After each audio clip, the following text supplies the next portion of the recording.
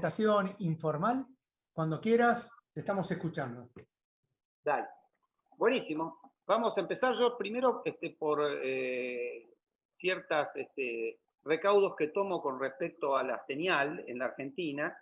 Si podemos bajar los videos de todo el mundo y los audios, mejor, porque así tenemos más chances de no tener sorpresa.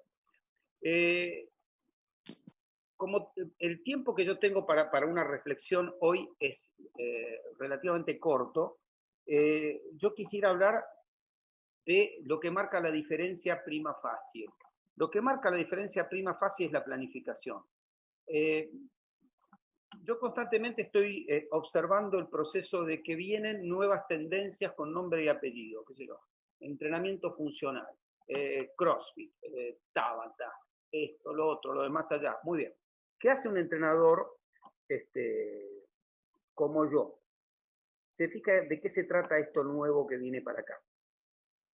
Y básicamente lo que nosotros observamos es a dónde va, cómo quiere ir y de qué manera lo piensa hacer. Y en definitiva lo que vemos es una especie de popurrí de ejercicios que tienen onda, que posiblemente son divertidos, pero que seguramente luego de una adaptación inicial no conduzcan absolutamente a nada. Entonces, como no es fácil encontrar de dónde nutrirse con respecto a la planificación, yo después de una presentación inicial le voy a dar especial hincapié a estos temas. Muy bien. Por un lado, también quiero hacer alguna serie de reflexiones muy, pero muy importantes. El entrenador, el preparador físico, ha empezado a perder terreno en los últimos 10 o 15 años, primero por el auge de los kinesiólogos, que se ocuparon y se metieron en un terreno que antes era nuestro y que ahora ellos pretenden que sea de ellos. En lugar de alguna manera, de que cada cual es importante en su ámbito, no. Uno ve que tenistas de alto nivel viajan con un kinesiólogo, que de repente el equipo donde yo trabajo, el club donde yo trabajo, pierde una final de Copa Libertadores porque 8 de sus jugadores estaban sin el alta y entrenando en el departamento de kinesiología. Y convengamos una cosa, en su carrera, el kinesiólogo no tiene un solo cuatrimestre ni una sola materia que hable de entrenamiento. Él se prepara para otra cosa, no para entrenar. Muy bien, eso por un lado. Además, la cantidad de profes que quieren parecerse a un kinesiólogo, entonces hablan de preventivos, hablan de patrones de movimiento, hablan de cosas que, muchachos, nosotros tenemos que hablar de entrenamiento. ¿Y cómo hacer para que las cosas pasen? Y obviamente que vamos a saber de todas esas cosas. Pero nuestro problema es entrenar. Después aparece la periodización táctica. Generalmente cuando aparece una idea de planificación, esa idea de planificación viene del tiempo de marca. Viene de sujetos que tienen mucha experiencia con cargas constatables.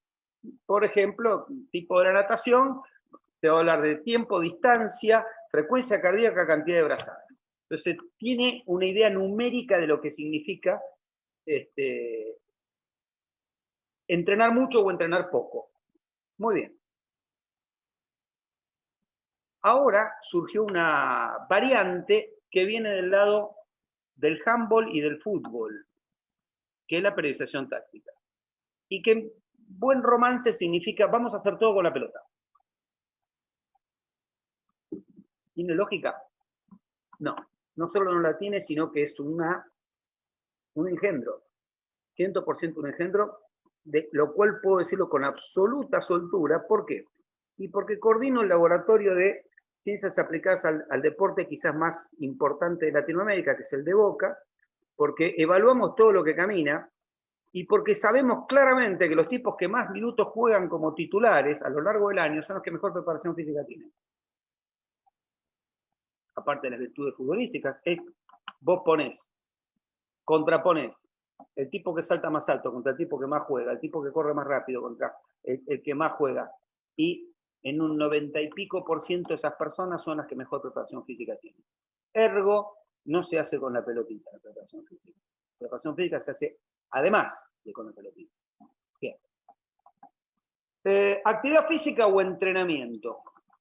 ¿Cuál es la diferencia entre hacer actividad física y entrenar? Haciendo actividad física vos te adaptás. O sea, está bueno que mi vecino salga a correr todos los días a las 8 de la noche y que vuelva a las 8:40. Pero hace años que está adaptado. Años. Que ni mejora ni empeora. Porque posiblemente llegue a empeorar. En definitiva, ¿qué es lo que nos diferencia a nosotros de los agentes de actividad física? Sabemos cómo hacerte mejorar de manera implacable durante 14 años seguidos. Esa es la diferencia. Por lo tanto, nuestra profesión se diferencia de las demás en que nosotros somos los amos del proceso de mejoría. Por otro lado, mi amigo jefe médico del Club Atlético Boca Juniors y palabra máxima en el tema de la intermitencia, el doctor Rubén Argemi, está indignado porque la gente no entiende quién hace las cosas. Que eso se llama control motor. Si yo practico tal o cual deporte, ¿qué uso para practicarlo? ¿En qué se constituyen las acciones? ¿Qué debería entrenar? ¿Lo que uso o lo que no uso? Carta para la nueva tendencia de entrenamiento isométrico. Isometría trabaja las fibras lentas en un ángulo determinado. ¿Me pueden explicar qué aplicación tiene en el deporte? Que está compuesto por gestos explosivos que duran fracciones de segundo y quienes se hacen cargos son otros participantes. Bueno, en definitiva, qué despelote, ¿no?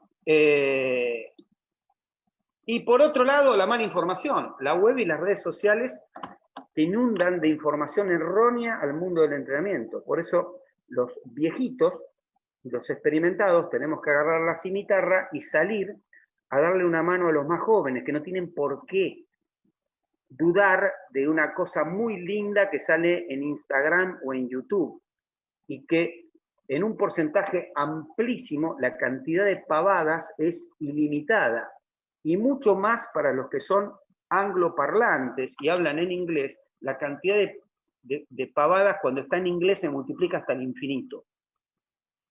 En definitiva, tenemos que salir a batallar contra la mala información. ¿Y cómo es la única manera de batallar contra la mala información? La experiencia práctica.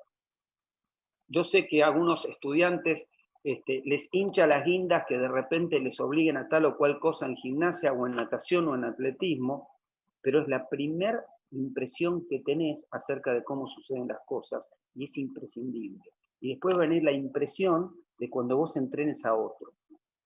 Por otro lado, una recomendación que yo les puedo llegar a hacer, y mucho más a los que están en la Argentina, donde hay una innumerable cantidad de tipos muy buenos, es volver a la situación del aprendiz. Cuando yo quería aprender sobre tornería, entonces me iba al tornero del barrio y me ofrecía como aprendiz, a cambio de aprender a tornear. Péguense alguno que la tenga clara y vean qué decisiones toma. ¿Por qué? ¿Cuándo mete presión? ¿Cuándo la saca? Porque ahí está el proceso de la verdad. Yo a veces me fijo cantidad de personas que recitan papers en sus clases. Yo jamás hablaría de un paper. ¿Por qué? Porque yo hablo de mis experiencias. Yo voy a hablar exclusivamente de lo que hice o de lo que hago. Nunca sería capaz de recitar cómo se hace un huevo frito sin haberlo hecho. Nunca. Porque esto es un proceso absolutamente ligado a la experiencia individual. Una misma persona con una carga de entrenamiento hace una cosa a la mañana y otra cosa a la tarde, el mismo tipo. Y ni hablar del otro día. Entonces, ¿cómo yo puedo estadistizar la información y decir, como a todos estos tipos esto les resultó en esto es lo que hay que hacer? No es así. Es la mejor manera de equivocarte. Es la mejor manera de equivocarte. Entonces, no, esto no está comprobado científicamente. Ninguna de las cosas que hacemos los entrenadores se comprueba científicamente hasta 10 años después que la hicimos. Y yo soy cualquier cosa menos un negado de la formación teórica. Tengo en mi casa 1160 libros de entrenamiento. en varios idiomas, que los he leído y releído. Vengo de una formación en ciencias exactas. Yo no soy un negador de la formación teórica, ni mucho menos. Pero reconozco que la formación práctica es lo más importante de todo. Es donde vos sabés hacia dónde vas. Bien, hecha la presentación original, vamos a algunas cositas interesantes. ¿Qué es lo que te va a catapultar al éxito? En principio, entender el entrenamiento de la potencia. Muchísimos años nosotros vivimos adorando a la mitocondria, la famosa base aeróbica, que esto, que el otro, sencillamente porque habíamos sido víctimas del primer proceso gigantesco de propaganda de la mano de Kenneth Cooper y de la Embajada de los Estados Unidos. Ese está buenísimo, toda una serie de cosas, pero en principio el sobredimensionamiento de la base aeróbica fue porque muchos era lo único que sabían hacer. Y porque los libros de fisiología, cuando hablaban de entrenamiento, hablaban de correr y toda una serie de cosas. En definitiva, ¿es importante? Claro que es importante la base aeróbica y que es importante el consumo y el umbral y la mar en coche. Pero el que gana es el más potente. ¿Cómo hago para ponerlo más potente? Y dentro de la potencia, la aceleración y el freno son los que te marcan la diferencia. O sea, cuando uno empieza a analizar a los deportes, fundamentalmente a los acíclicos, se da cuenta que los procesos de aceleración y los procesos de frenado marcan la diferencia entre los que ganan y los que pierden. Y que la velocidad es relativa, de hecho la velocidad máxima casi nunca se alcanza, pero la que se alcanza es la aceleración máxima y el freno, todo el tiempo. Por otro lado, perfecto, Horacio, la resistencia la dejaste casi en un rincón para los deportes de resistencia continua. ¿Sí? Y entonces en los acíclicos el retardo a la fatiga. ¿Y qué es eso? ¿No es resistencia? No. Es tratar de mantener mi mejor versión durante todo el encuentro. Ni más ni menos que eso. ¿Y eso no tiene que ver con la resistencia aeróbica? No, tiene que ver con otra cosa. Bienvenidos a la resistencia intermitente. Cosa que está absolutamente bastardeada y mal interpretada. Y de las cuales, si bien tuvo un inicio muy escandinavo con nada menos que Pierre-Olof Astrand y con James Banksbo, después es todo de la Argentina. A partir de Rubén Argemi, de Alejandro Cohen, de uno que está hablando con ustedes en este momento. Argentina fue el que hizo de la resistencia intermitente un arma y la tiene atada por todos lados. Sabe perfectamente cómo usarla, cuándo usarla y de qué manera usarla. Por lo tanto, sabemos por qué la consideramos una clave para el éxito. Muy bien. Vamos a tratar de entender un poco de dónde arrancó todo este despelote. Situémonos en el año 88, 89, 90.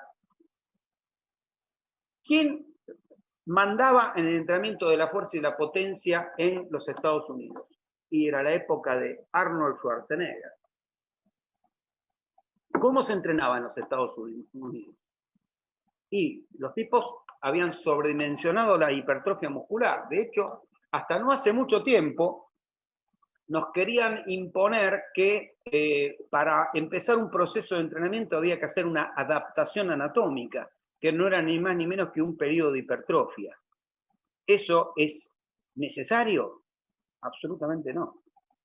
Bueno, ahora ya la cosa se acomodó, pero durante 15 años tuvimos que luchar contra toda una serie de promotores de la catástrofe. ¿Cómo entrenaban ellos? Con movimientos analíticos y localizados. Hoy hacían bíceps, mañana hacían pectorales, pasado hacían cuádriceps y a lo sumo había algún lúcido que hacía hoy tren inferior y mañana tren superior. Y obviamente no tenían la más remota idea de cómo llevar el proceso a largo plazo. Se manejaban por una situación exclusiva de adaptaciones.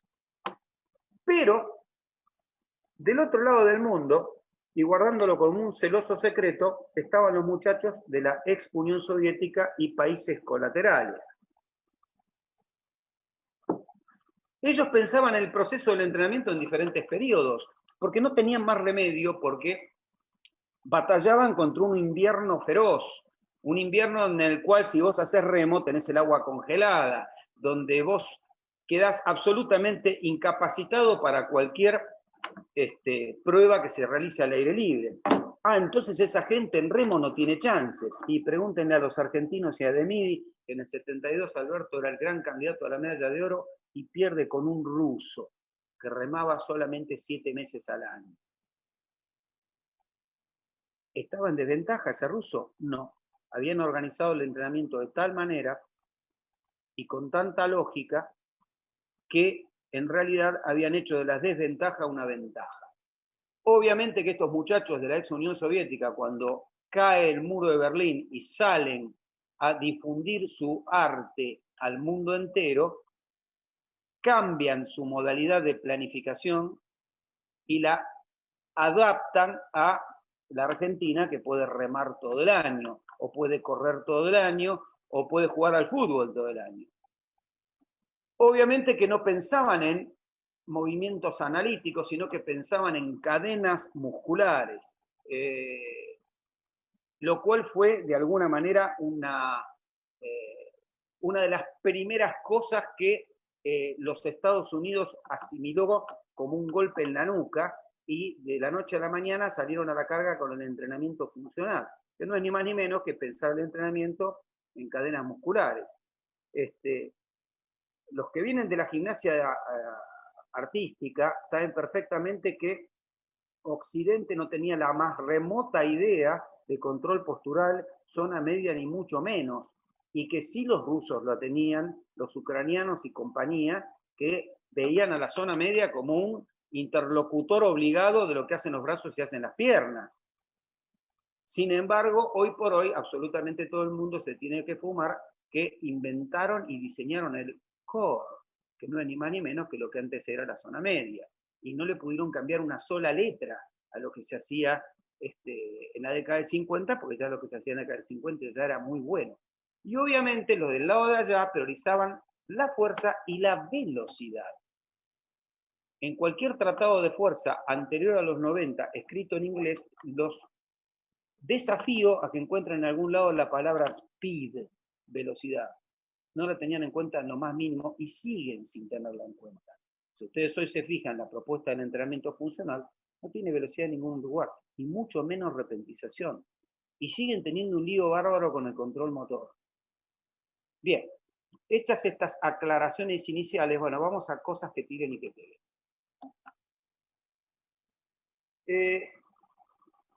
Una de las primeras cuestiones que tenemos que entender a la hora del control motor es las acciones repentinas y de corta duración se manejan con el sistema anaeróbico láctico. Punto y aparte. Las fibras explosivas, las FT2B, son el ejecutante obligado. Y la frecuencia de emisión, ahora está bastante de moda, gracias a Dios, el entrenamiento neuromuscular. Bueno, el ABC de lo neuromuscular es que si mi cerebro emite a menos de 8 Hz, estoy durmiendo. Si emite a 15 Hz, estoy trabajando las fibras lentas. Con 30 Hz, las rápidas. Con 50 Hz, a una velocidad moderada todas. Y con más de 50 Hz se abre el camino de la explosividad. En definitiva, ya el mismísimo cerebro, si yo estoy haciendo una plancha o un Superman, va a actuar a 15 Hz. Y en el momento donde yo tenga que actuar en un partido, voy a actuar por encima de 50. Y dentro de la regulación neuroendocrina que genera todo este despelote de la frecuencia de emisión, estamos en el área del sistema simpático y de la testosterona. Cuando el sistema simpático es elevado en alta dimensión, en alto nivel, aparecen a jugar las hormonas esteroides. Y cuando aparecen a jugar las hormonas esteroides, todo cambia. Cambia la agresividad, cambia la recuperación post-entrenamiento. En definitiva, no es un detalle menor equivocar el vizcachazo a la hora de entrenar. Por eso cuando yo decía un poco que el entrenamiento es demasiado fácil, el entrenamiento demasiado fácil no consigue el objetivo por ningún resquicio. Bien, entonces rápidamente me voy del control motor. ¿A dónde? A algunos mitos que veo dando vueltas por ahí.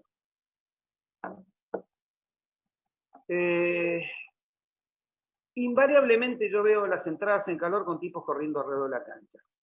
¿Por qué? ¿Van a correr una maratón? No, van a hacer lucha o van a hacer taekwondo. Entonces, ¿por qué correr? Y no, porque estoy entrando en calor. Pero aquel hace 20 minutos que está corriendo. Sí, le gusta correr un rato largo antes.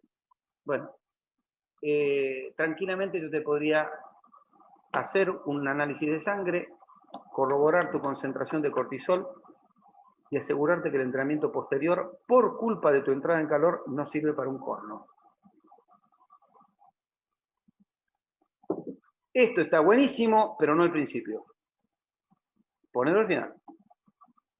¿Por qué? Y porque si no, te cambia la lógica neuroendocrinológica de lo que viene después. Y no es un detalle menor. Es quizás una de las cosas más importantes a evitar. Bien, flexibilidad al inicio. ¿De qué manera va la flexibilidad al inicio? Para hacer bien el trabajo de flexibilidad, yo me tengo que relajar. Y seguramente lo que viene después, que es el entrenamiento específico o el partido, tengo que emitir a más de 50. Entonces, yo me preparo para emitir a más de 50 emitiendo menos de 15. ¿No será un poquitito fuera de lugar? Por lo tanto, al principio flexibilidad balística, ningún problema, pero podemos ponerla sin ningún problema la flexibilidad que queramos al final, cuando lo que viene después es la recuperación.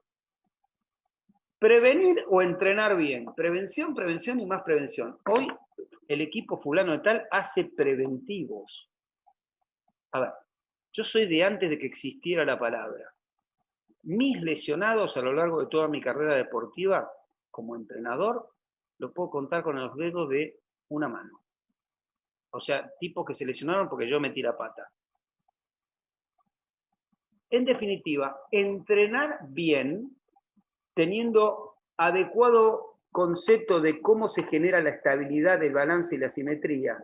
Un tipo que es fuerte y es flexible, te puedo asegurar que no tiene ni caspa. Por lo tanto, los ejercicios preventivos me parecen llevar las cosas a un terreno un poco exagerado o como mínimo ilógico. No está mal, pero tampoco está bien. Primero específico, luego preparación física. Eso se veía en el rugby de antaño y se sigue viendo hoy por hoy. Los tipos hacen la parte específica y luego dejan lo que resta para la preparación física. ¿No será al revés? Sabiendo que la preparación física potencia de manera constatable lo que va a pasar después. Bien. Y por último, la bendita especificidad. Hoy me hablaba un gran amigo, coordinador de Rosario Central, y me decía, va a haber gente mía escuchándote, por favor, sacale los pajaritos de la cabeza. Señores, esto está dedicado a ustedes. La especificidad. Hoy por hoy tenemos señores que te van a hablar de vector horizontal. Porque si yo entreno el vector horizontal, el camino del éxito está conseguido. La pregunta es, ¿tenés en tu vector horizontal un ejercicio tan cojudo y que te haga mejorar tanto como la sentadilla? No lo tengo. En realidad yo tiro de una banda elástica para allá o de un X. Bien, entonces te voy a decir lo siguiente. El secreto de que las cosas sucedan es darle al ejercicio más importante de todos la posibilidad de que mejore tu fuerza. Y a partir de la mejoría de esa fuerza, vos vas a conseguir más fuerza veloz, más fuerza en el vector que vos quieras, pero si no tenés fuerza, te comen los piojos. Eso también va dedicado exclusivamente a los que ahora acaban de descubrir la pólvora, que con un acelerómetro van a medir en qué circunstancias van a mantener cierto nivel de velocidad que por un lado es lenta y por otro lado está archi demostrado a lo largo de la historia del deporte que con eso no vas a ningún lado. Salvo que vendas el acelerómetro. Entonces, ese sí gana un buen dinero vendiéndote el acelerómetro. Pero la realidad que todos los procesos de la preparación física necesitan imperiosamente para mejorar, que vos mejores tu fuerza. Y esa fuerza es básica. Luego será específica, pero al principio es básica. Por ejemplo, yo puse acá sentadillas profundas, sentadilla media. Un amigo mío, gran lector de papers, y al que yo le digo todos los días, ¿por qué no empezás a entrenar gente? Serías un gran entrenador con lo dedicado que sos. No, lo mío está en otra cosa. Perfecto. Me llama un día alborozado diciéndome que los españoles habían hecho una investigación donde un grupo de tipos había hecho media sentadilla y otro grupo de tipos había hecho sentadilla profunda. Cuando terminaron la evaluación, los que habían hecho sentadillas habían mejorado más la media sentadilla que los que habían hecho media sentadilla sola. Entonces me dice, es lo que vos decís. No necesito a alguien que haga una investigación para decirme lo que veo. Obviamente la sentadilla no hay con qué darle porque tiene el mejor rango y la mejor posibilidad de utilización. Y así hay 4 o 5 ejercicios que no pueden faltar en tu alacena, ni en tu caja de herramientas. Y por más que quieran reemplazarlos por otros ejercicios, yo creo que va a ser muy difícil que consigan mejorar la prestación de los ejercicios llamados básicos y o de los ejercicios llamados dinámicos. Muy bien. Vamos a hablar de cosas que habitualmente no se hablan. La primera de ellas, pero recontra muy importante, es la descarga hormonal. ¿Por qué? Porque te va a condicionar el entrenamiento. A ver, supongamos que Anselmi es un neandertal, cosa que es bastante posible, y que está muy contento dentro de su cueva pintando una escena que vio con un carbón en la pared. En eso se mete dentro de la cueva un oso. El Anselmi neandertal se pega un susto de novela, manotea una piedra que está al lado de él, la levanta, se la tira al oso y el oso se raja y Anselmi neandertal se salva. ¿Qué fue lo que ocurrió cuando entró el oso en la cueva? Hubo un despegue simpático fenomenal. Todos los sistemas neuroendocrinológicos se pusieron en estado de alerta porque el oso se iba a comer al neandertal. Solución, metamos un oso en el vestuario antes del partido. No. Generemos una descarga hormonal a partir de una estrategia para elevar el simpático. Muy bien. ¿Qué es eso? Eso es cómo hago jugar mis niveles neuroendocrinos en alto nivel. El secreto de hacer jugar esta descarga hormonal es un ejercicio dinámico puesto al principio del entrenamiento. ¿Qué es un ejercicio dinámico? Un ejercicio que obligue a emitir a más de 50 Hz y a las fibras expresivas actuales. ¿Puede ser un ejercicio de agilidad, Horacio? Sí. ¿Puede ser un ejercicio gimnástico? Por supuesto. ¿Puede ser un ejercicio de levantamiento de pesas? También. ¿Cuál es la ventaja del ejercicio de levantamiento de pesas? Yo lo puedo ajustar mediante la carga a que me cueste siempre y que siempre haga que genere una emisión de frecuencia cerebral de los nervios del tálamo, que es captada por el hipotálamo, y el hipotálamo con eso y con una señal química que le va a venir de la unidad contráctil, inmediatamente va a aumentar los niveles endócrinos. Hay todo un proceso que se realiza en el medio, pero en términos de 5 minutos a vos te pasa esto. La testosterona sube. La testosterona, los estrógenos, o sea, las hormonas esteroideas en general. Porque la señal química que parte de la hipófisis, previo sacudón por parte del hipotálamo, va a testículos, suprarrenal y ovarios. Entonces, al subir las hormonas esteroideas, ¿qué pasa con el entrenamiento? Uno tiene una notable mejora en la agresividad. Con la agresividad, el entrenamiento está en foco y la cosa funciona bien.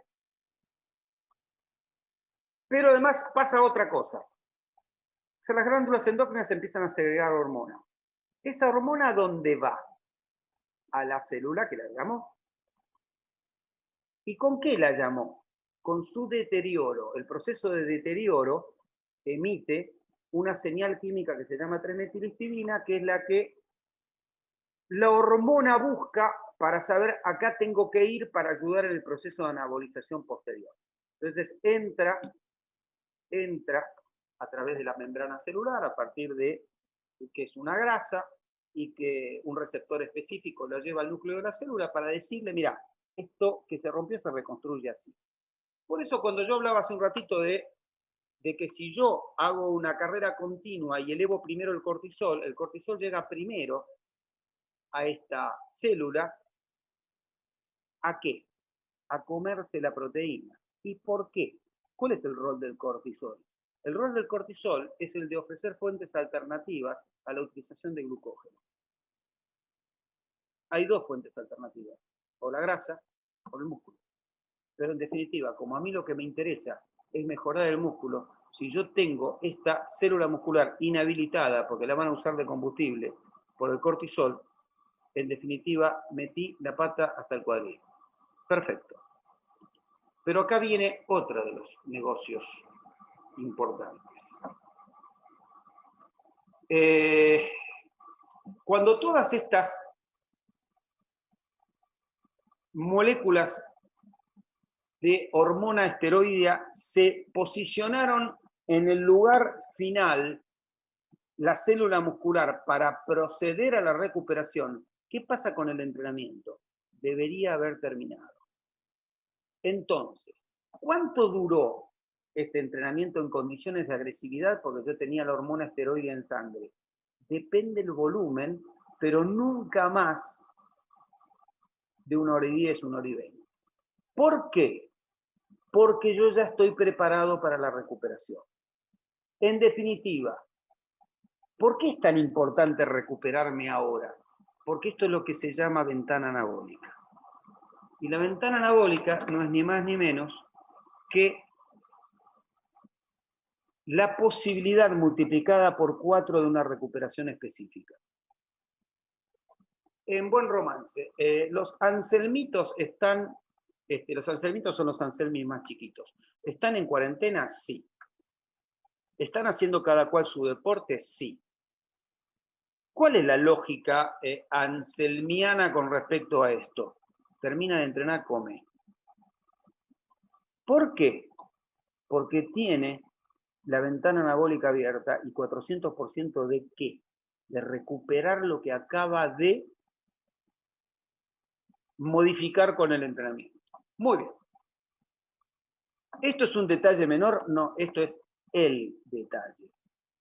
O sea, perderse este chupetín es casi una estupidez. Por lo tanto, ¿cuál es el primer gran mensaje de hoy? Muchachos, la ventana anabólica existe. Tenés que hacer un ejercicio dinámico acá. Siempre, siempre. Pero en el fútbol, ¿qué hago? Y hacete un rol adelante, parate en una pata y saltá. Hacé algo dinámico al principio. ¿Y cómo me doy cuenta que resultó? Por la cara del tipo, las pilas, o de las pibas. Las pilas que tienen, de inmediato. A ver, ustedes están embolados dentro de 40 minutos de mi charla. Yo los hago levantarse de la silla, saltar y aplaudir. ¡Pa, pa, pa, pa, pa, pa, pa, pa, pa, pa! 10 segundos, siéntense de vuelta. ¿Son otros? Claro que son otros. ¿Qué hice? Primero en 5 pulsaciones, les dupliqué el flujo de oxígeno al cerebro. Por otro lado, al obligarlos a hacer una frecuencia en hertz de 60 a 70 hertz, estaban a punto de dormir, se estaban llegando al 8, se me iban a quedar dormidos arriba de la pantalla, los mandé pum para arriba, al diablo. En definitiva, voy a entrar a una clase teórica después que salió la de literatura y hago saltar a los flacos. Por supuesto. ¿Cuánto tiempo? 10 segundos, todo. Saltar y aplaudir, ¿eh? Bien. Y obviamente que levantar los brazos tiene que ver con la estimulación simpática. O sea que el ejercicio dinámico que ustedes elijan, asegúrense que levanta los brazos. Bien. Podríamos quedarnos a hablar un rato de la insulina también, porque obviamente al desaparecer el entrenamiento, aparece un agente que bajaba el nivel de glucosa en sangre, que es el entrenamiento. Por lo tanto, al terminar, la insulina tiene posibilidades de subir. Acá hay una manzanita dibujadita, ¿por qué? Porque la manzanita tiene fructosa, a lo largo de todo el entrenamiento se fue transformando en glucosa y potencia el rebote insulínico que lo voy a necesitar. ¿Para qué? Para que la comida vaya a donde yo necesito que vaya. En algunos deportistas se utiliza glucosa o algún producto de alto índice glucémico que acompañe la comida para que esta comida surta el efecto que tiene que surtir. Para los que entrenan varios turnos en el día, esta curva se repite y se repite mejorada a lo largo del día. Por eso nosotros somos tan afectos a la realización de varios turnos separados por estamentos intermedios. Bueno, en definitiva lo que les estoy dando acá son algunas indicaciones fundamentales a la hora del diseño de la sesión. También, a ver, yo tengo un temita que es mi hija endocrinóloga, mi hija mayor, se recibió en la UBA con medalla de oro y después fue la primera en su clase en la residencia de endocrinología. Obviamente que papá le quemó el cerebro con respecto al deporte desde muy chiquita, y hoy por hoy las conversaciones de los domingos son maravillosas, y la nena fuma dentro de una garrafa. Es una cosa fantástica y entiende todo, y hay que aprovecharla. Bien. Ella fue la que me dijo, papá, no dejes de hablar del sueño. Inclusive me dijo, inducilos a que se compren el libro El sueño de Cardinali. Cardinali es un endocrinólogo, profesor de ella en la Facu. El libro se lo hice leer a toda la primera de boca. Habla de cuánto insume no dormir a la hora de la catástrofe. Y cómo es absolutamente fundamental dormir de noche, por lo menos las primeras 6 horas, porque la concentración de somatotrofina, que es la gran recuperadora, la aceleradora metabólica, se multiplica por 20 si vos dormís de noche. Y básicamente, en ausencia de luz LED antes, o sea que no estás boludeando con el celular antes de dormirte, obviamente que hay forma de contrarrestar eso, química, con melatol, pero la tremenda importancia que tiene dormir.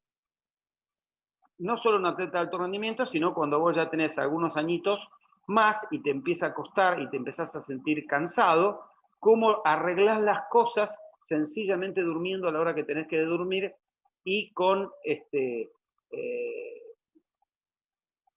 un adecuado nivel de calidad de sueño. Hoy por hoy están de moda los relojes inteligentes que te dicen de las horas que vos dormiste, cuánto dormiste de sueño profundo y demás. Todo eso garpa. ¿Y cómo? A la hora del resultado deportivo. En definitiva, vamos a ir cerrando algunas cosas. Por ejemplo, la lógica de la sesión. ¿Cómo debería empezar si me le pegaste un tiro en la cabeza a andar en bicicleta? Con zona media. ¿Por qué zona media? Porque a mí me sirve entrar en calor con lo que se puede transformar en uno de mis principales problemas. ¿Cómo? Claro. El ajuste de todos los movimientos está en la zona media. A ver, si una cosa empieza por la pierna izquierda y termina en el brazo derecho, ¿quién es el que trasladó la acción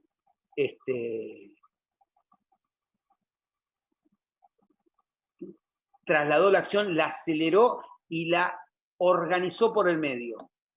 La zona media. ¿Y cómo fue esa acción? ¿Dinámica? Obvio. ¿Repentina? Por supuesto. ¿Coordinada? Sí. Y hay un señor español que miro en YouTube que pretende entrenar, me voy a poner el video para verme, la cadena lateral, no, me equivoqué, tengo que tocar acá, ahí está. La cadena lateral, la cadena oblicua, agarrando una gomita de allá y haciendo así, porque trabaja la antirrotación. Angelito de Dios, si te tengo a mano, te van a tener que extirpar mi zapatilla de adentro con una cesárea. No podés ser tan nabo. La diagonal tiene un rol coordinativo específico, puntual, que no la vas a poder trabajar en tu vida desde la isometría. Y te estás mandando una macana, marca cañón. Porque después viene con toda la justificación, porque habla un buen rato el señor. Angelito de Dios. Bueno. Daniel Pedro Calviani, ¿qué es el sueño? Me pone Marianito, qué grande, estás en todo. Muy bien. Entonces, al comienzo, ¿qué tengo que hacer? Tratar de no tener problemas. ¿Cómo? Con zona media. ¿Cuánto tiempo?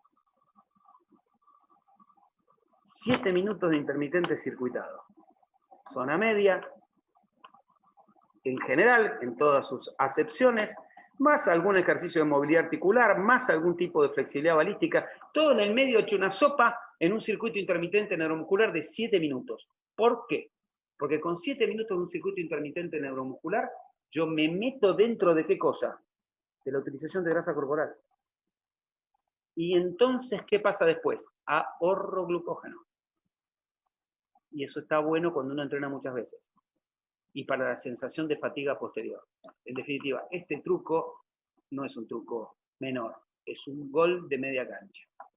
De ahí a que me voy, a un ejercicio dinámico. ¿Por qué? Y porque me eleva el simpático y me lo manda al más allá, y me eleva los niveles de hormonas esteroides. ¿Cuántas repeticiones? Atento CrossFit, nunca más de 4. ¿Por qué nunca más de 4?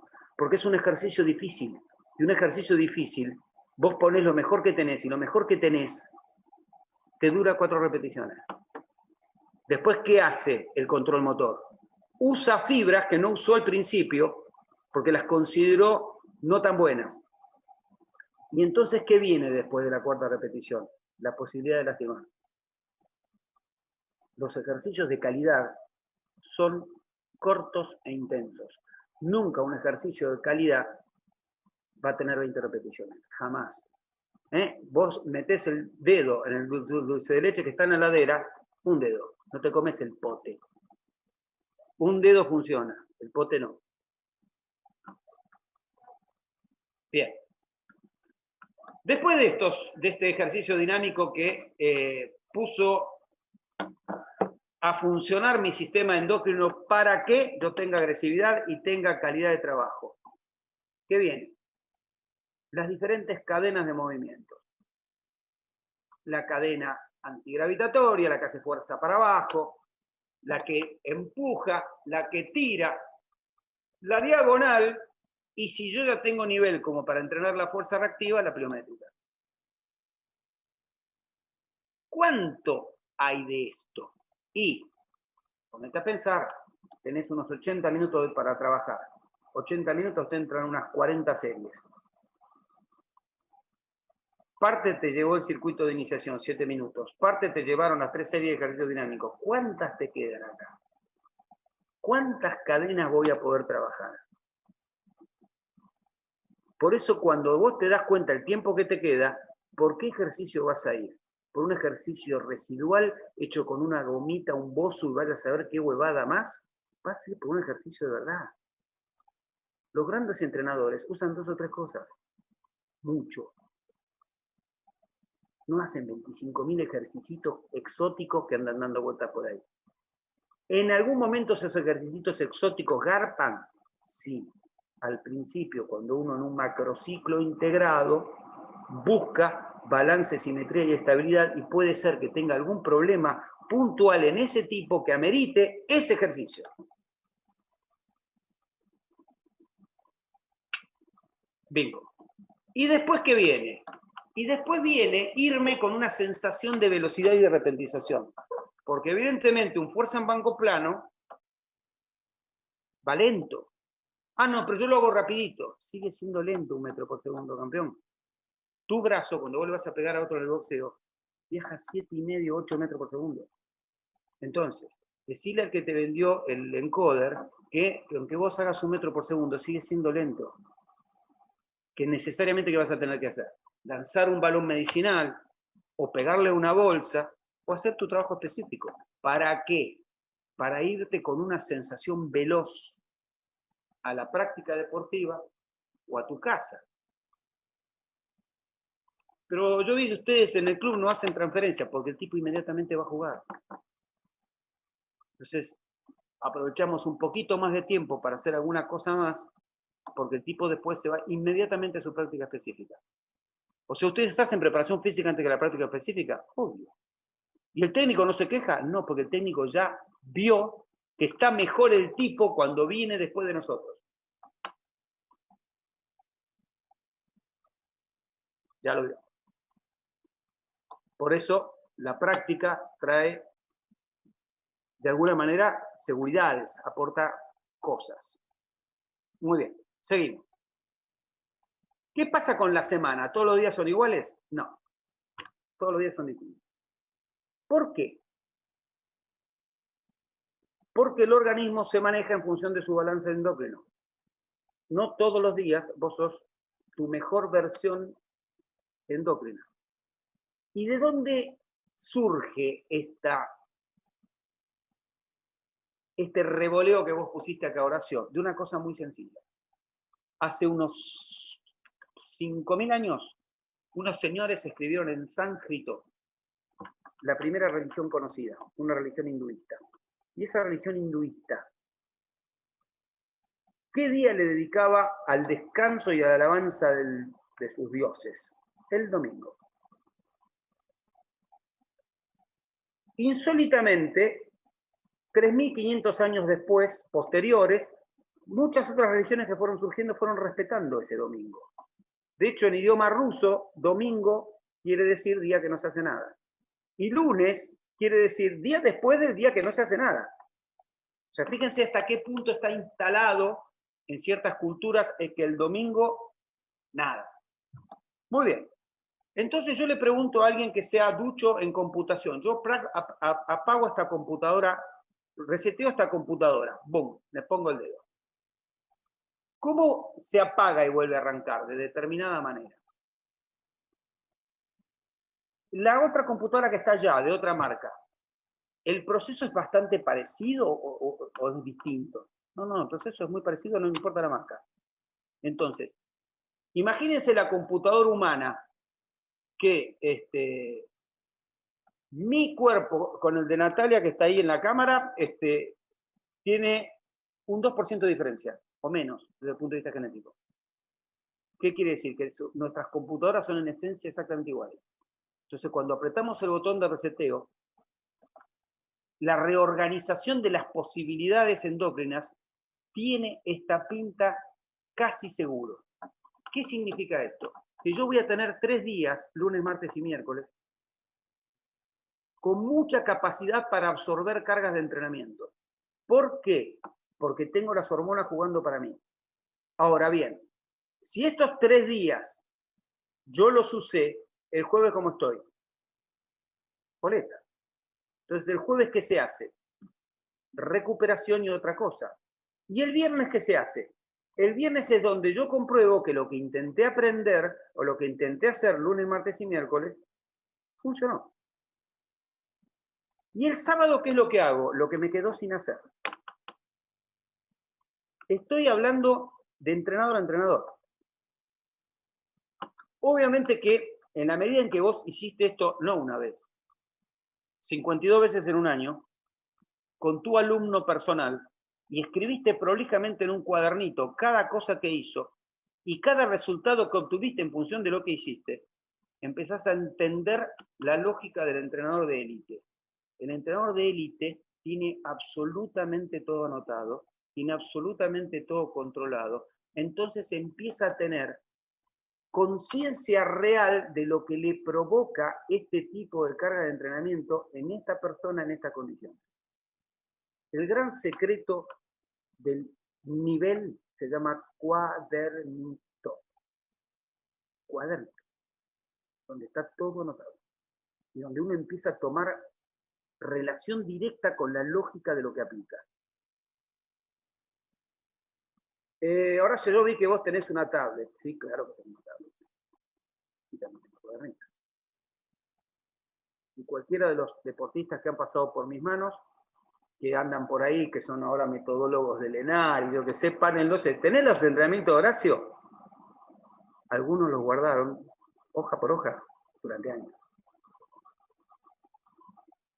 Y vos podés seguir la línea de pensamiento a través del tiempo. De por qué se hizo lo que se hizo y por qué se cambió lo que se cambió.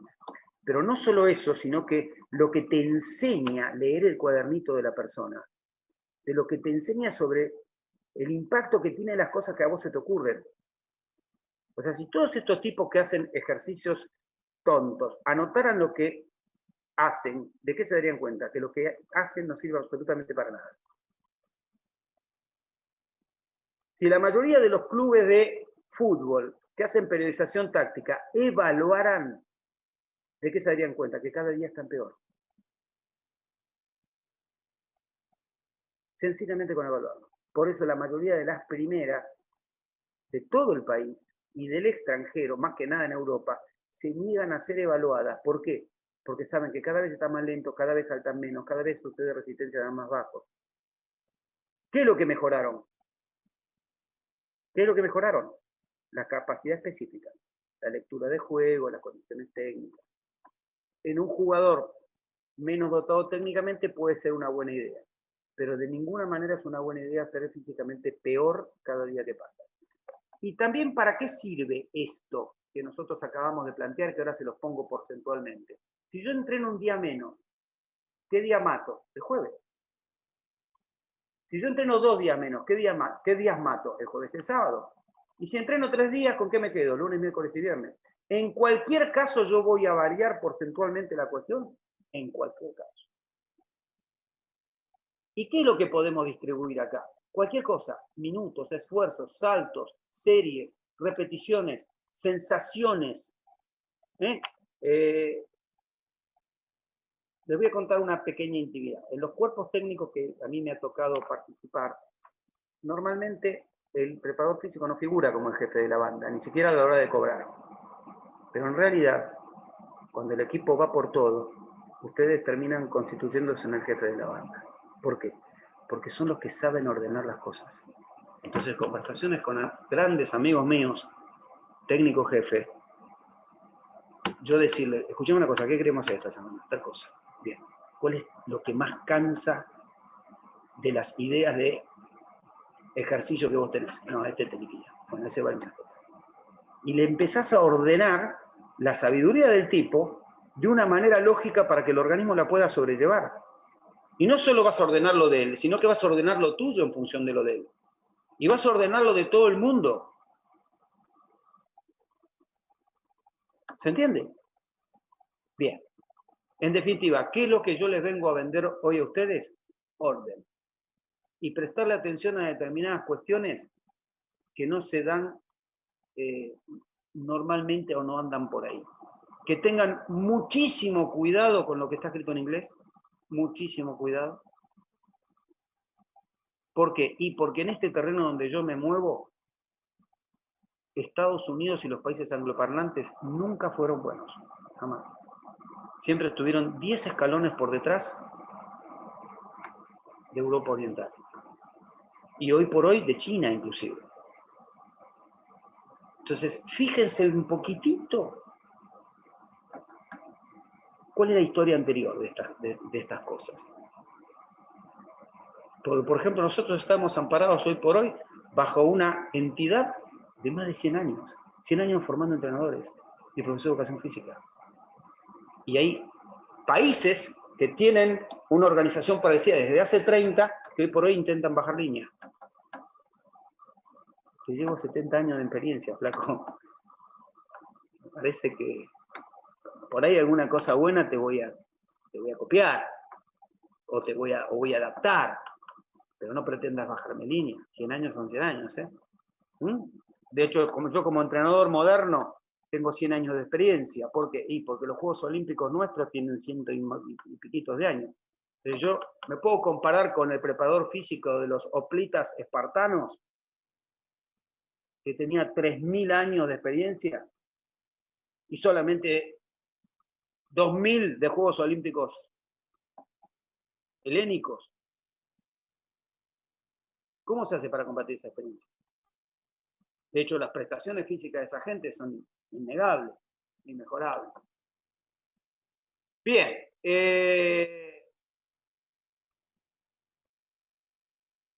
Podríamos empezar a meternos con la lógica de la acumulación de semanas. Si yo te cago a palos una semana, ¿te puedo cagar a palos más la siguiente?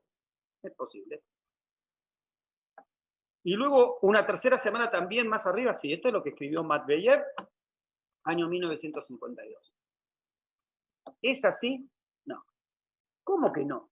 ¿Ahora también estás en contra de Matveyev? No, no estoy en contra de Matveyev.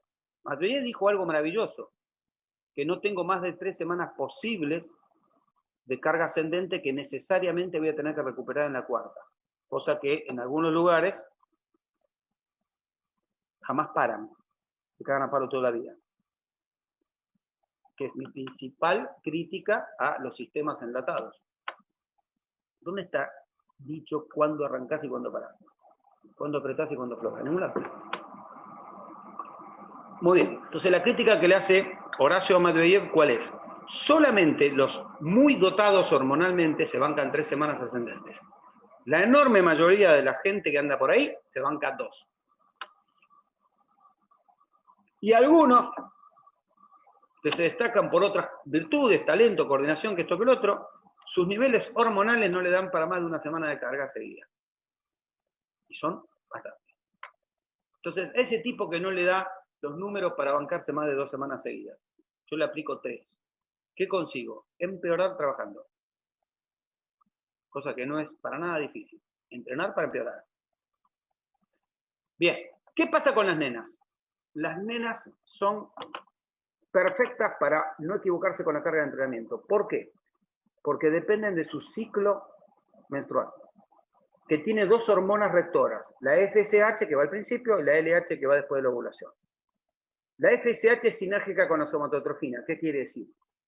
Que en términos generales, desde el día 7 hasta el día 21 del ciclo, la chica es una máquina de tolerar cargas de todos los colores y ni siquiera tose. Ahora, desde el día 22 al 28, con la LH volada y con la progesterona y el cortisol hermanadas con esa LH, más vale que no le metas una carga de entrenamiento demasiado alta porque pudrís el rancho. Se va a volver amenorreica o dismenorreica, va a tener problemas para la recuperación de las cargas. En definitiva, si el entrenador es bicho, la mujer solidifica su situación de regular o se hace regular y no te equivocás nunca y pasás a facturar en semana 1 52 veces por año. Impresionante.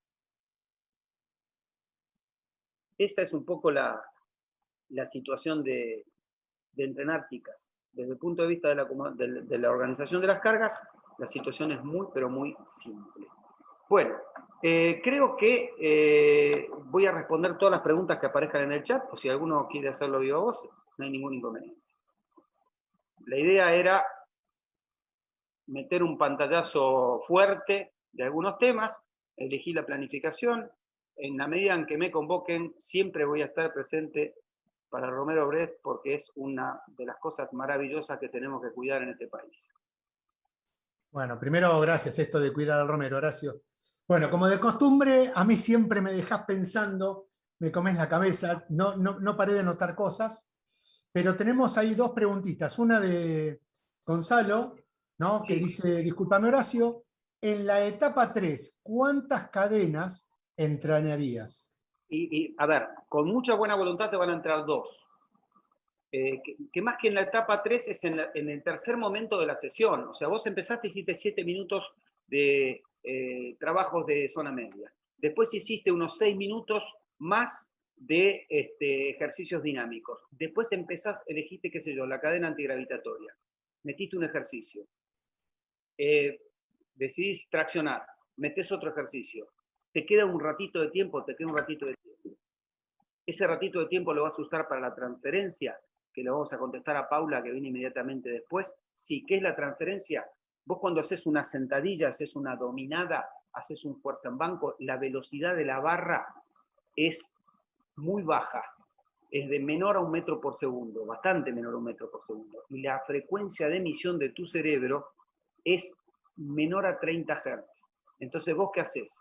Y o saltás, o arrojás un objeto, o haces alguna cosa que te obligue, que obliga a tu cerebro a emitir a más de 50 y que tenga otra velocidad y tenga otra repentización. Entonces te vas... a ver, esto es así, Paula. Uno siempre se acuerda de lo... El cerebro siempre se acuerda de lo último. De tu exnovia no te acordás de lo rica que hacía la torta de ricota y de su hermosa sonrisa. Te acordás que la encontraste chateando con tu amigo. Al cerebro hay que darle siempre una última oportunidad cercana a la calidad de ejecución. Ese es el porqué de la transferencia. Bien, ¿lo interpretaron, chicas? Yo tengo una pregunta para Horacio, pero escrita va a ser medio complicada. Bueno, espera que le respondo a Jorgelina, que la dejó escrita. Para generar masa muscular, además de trabajar la hipertrofia, ¿podemos trabajar la fuerza explosiva? No. La hipertrofia y la fuerza explosiva son antagónicos. En definitiva, lo que te va a generar masa muscular es la hipertrofia, y la fuerza explosiva y el trabajo de potencia te va a generar un cierto nivel de hipertrofia a lo largo de los años. Si vos lo trabajás en etapa postpuberal, vas a tener un aumento importante de la masa muscular con fuerza explosiva, pero se da solamente en esa etapa. ¿Cómo se hace, dice Virginia, para coordinar un entrenamiento femenino grupal? Muy simple, Virginia. Vos vas a tener a la mitad del equipo en semana 1 y 4 y la otra mitad del equipo en semana 2 y 3. Las que están en semana 2 y 3 terminan el entrenamiento un ratito después que las otras. Así de simple. Y con el tiempo vas a ver que se empiezan a homogeneizar en su ciclo. Dale, buenísimo. Bueno, pregunto yo si... Sí, dale. No, cuando hablaste del acelerómetro, Sí. hay algunos españoles, González Vadillo, Sí. que hizo como una correlación entre la velocidad de ejecución de movimiento y el tipo de fuerza que se puede llegar a trabajar. Y él sugiere hacer algunas repeticiones y colocarlo en un programita, y cuando vemos que esa velocidad no se puede sostener, se termina el ejercicio. ¿Es válido eso? ¿Qué consideras? Mira, yo te voy a decir de dónde... Primero, yo lo conozco a él desde que competíamos uno contra el otro, yo dirigiendo la selección argentina y él la selección de España. Y, sería bueno que googleen el resultado, Argentina versus España, cómo nos iba. Eso por un lado. Por otro lado, ellos no tenían ni siquiera educación física en España. Felipe González, ¿qué hizo? Incorporó entrenadores de todo el mundo para armar lo que después derivó en Barcelona 92. Y crearon los instructorados, hicieron una tarea ciclópea. Él, el que les bajó línea a ellos, se llamaba, pobre, falleció, Dimitar Yurkov. Dimitar Yurkov decía, entre otras cosas, algo como: la tercera repetición de un arranque tiene la misma velocidad que el intento máximo. La tercera repetición ajustada. La segunda repetición ajustada del 95. Entonces los búlgaros, mi formación también tiene mucho que ver con los búlgaros, te decían, llega a la repetición que se asemeje en velocidad a la de la máxima. En un ejercicio dinámico de levantamiento de pesas, que tiene una velocidad cautiva del orden de los 3 metros por segundo. Perfecto. Hasta ahí, Vadillo y Anselmi coinciden en un 100%. Ahora, ¿qué pasa cuando vos esa lógica la querés llevar a un ejercicio potencialmente lento, como es una sentadilla, como es un fuerza en banco? Vos tenés que tratar de quedarte con lo que te genera más reclutamiento de unidades motoras. Ese reclutamiento de unidades motoras invariablemente se da a una velocidad donde vos puedas incorporar la mayor cantidad de fibras posibles. Por lo tanto, en ese caso, la velocidad queda un poquitito fuera de situación. Mucho más si ese ejercicio, con la mejor buena voluntad del mundo, no alcanza ni siquiera el metro por segundo. Y donde vos, en un ejercicio parecido, como sería lanzar un objeto, llegas a 3 o 4 metros por segundo, que ya ahí es otro cantar, con otro tipo de registro electromiográfico, con un montón de cosas. En definitiva, ellos se metieron en un berenjenal tratando de justificar lo injustificable y después tuvieron un excelente negocio a partir de la venta del encoder. Por lo tanto, no se bajaban ni a palos. Hicieron cosas como meter a la gente para evaluarla dentro de una máquina Smith, que ningún entrenador del mundo haría eso. En definitiva, insólitamente acá en Argentina el tema prendió y se difundió, y es un chino, como era un chino entrenar con la plataforma vibratoria hace 20 años o 15, no me acuerdo cuántos. Nosotros pasamos por ciclos. Hace 20 años, si no tenías un medidor de ácido láctico, eras prácticamente un débil mental. Después pasó la plataforma vibratoria. Después pasó por las máquinas excéntricas. Van teniendo ciclos y se van perdiendo. En definitiva, ¿los rusos usan encoder? No. ¿Los chinos? No. ¿Los búlgaros? Tampoco. Son los muchachos que ganan. Evidentemente, esto no es ni más ni menos que un gran negocio, porque inclusive viene adosado con el programa y demás, que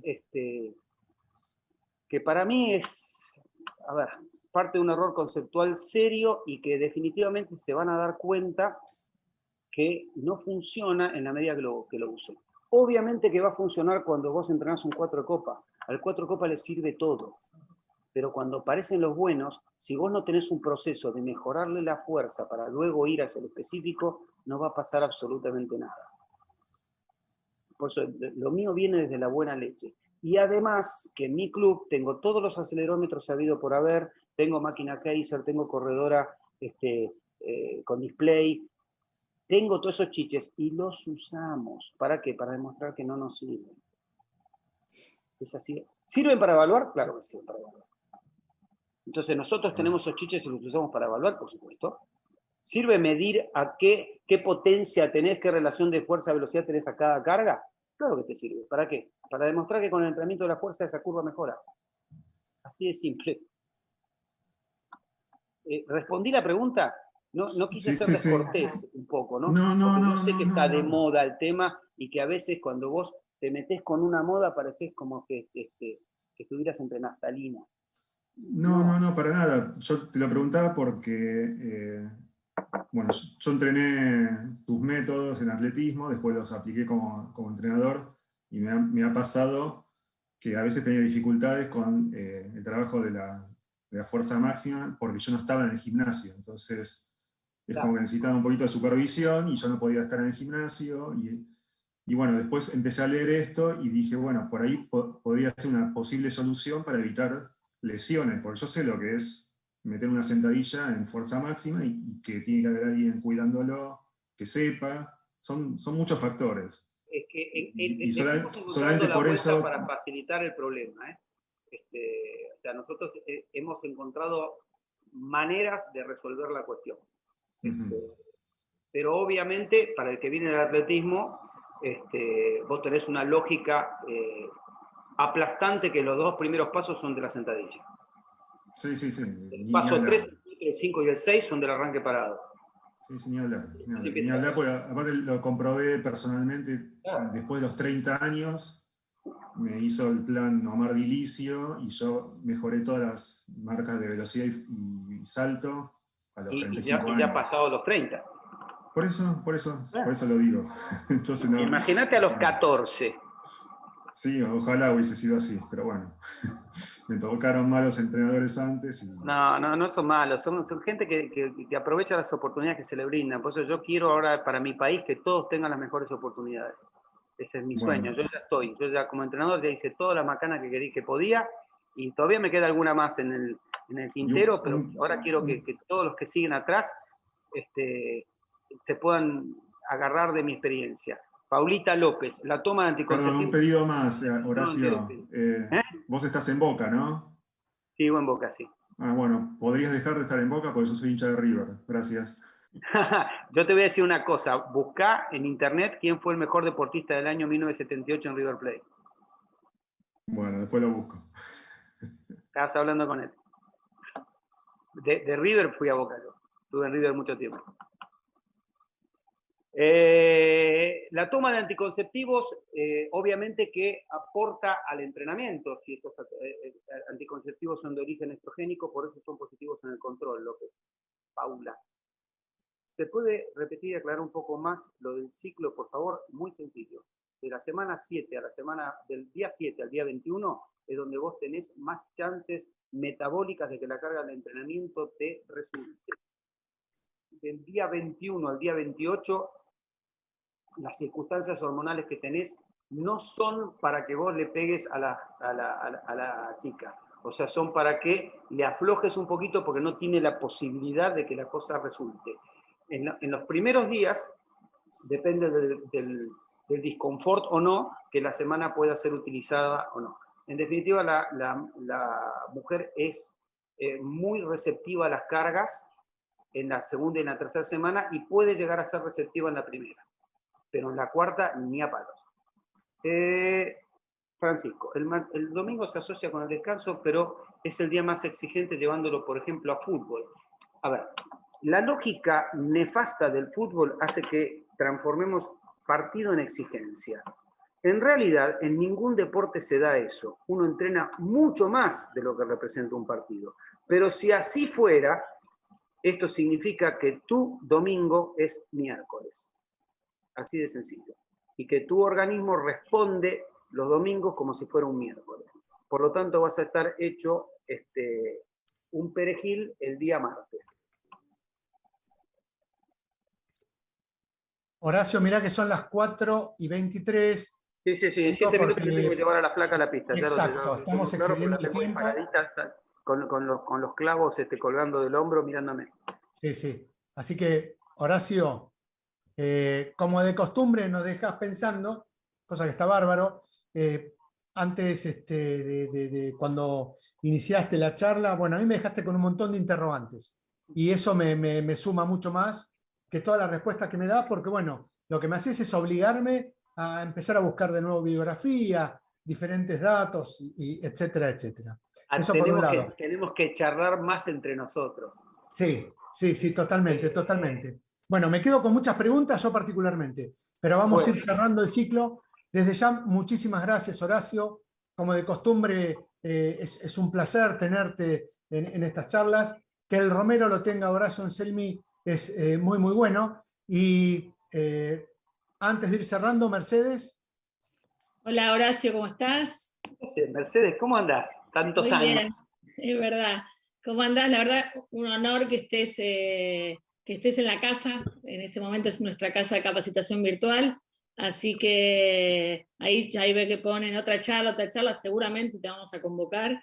Y bueno, re contenta de escucharte nuevamente y de tenerte acá en el Romero, ahora yo como rectora. Así que un placer de verdad y que valorices nuestra casa de formación también. El placer es mío y nunca me terminé de arrepentir porque a los 17 años no hice el ingreso en el Romero Bress y fui a la Facultad de Ciencias Exactas. Toda la vida me lo recriminé, toda la vida. Bueno, estás acá, mirá, dándonos cátedra, así que quédate tranquilo. Sí.